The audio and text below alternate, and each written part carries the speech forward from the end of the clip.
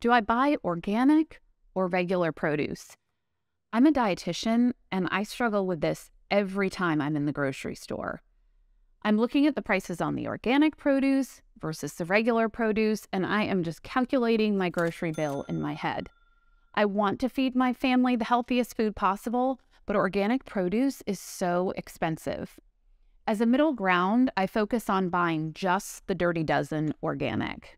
In this video, I'm going to explain what the Dirty Dozen and Clean 15 are and how you can use these lists when you are standing in the produce aisle debating which fruits and vegetables to buy. Each year, the Environmental Working Group puts out a list of the 12 most treated produce items. These may be tricky to grow, they're popular with the pests, or they have a lot of surface area that we eat.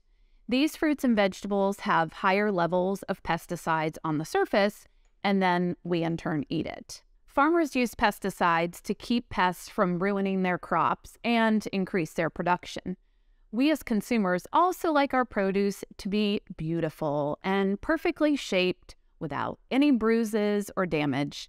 Well, to create that, pesticides are used so that produce can grow safely. Some examples from the Dirty Dozen list are berries, where they have all those little holes and divots around the outside, and then the pesticides can hide inside there.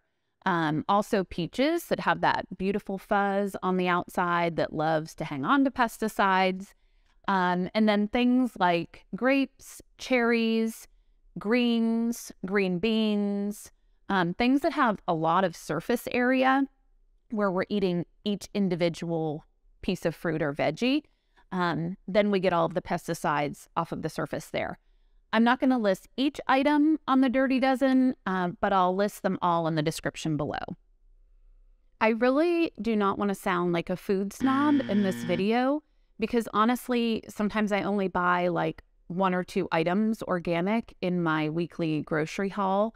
But I do want you to have this information so that you can make the best decision for yourself and for your family. Okay, so here's a few quick facts. A total of 210 different pesticides were found on the Dirty Dozen as a whole. That's a lot.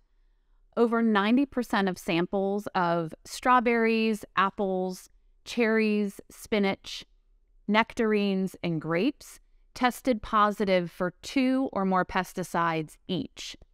Some items on the Dirty Dozen list had as many as 13 to 23 different pesticides on them.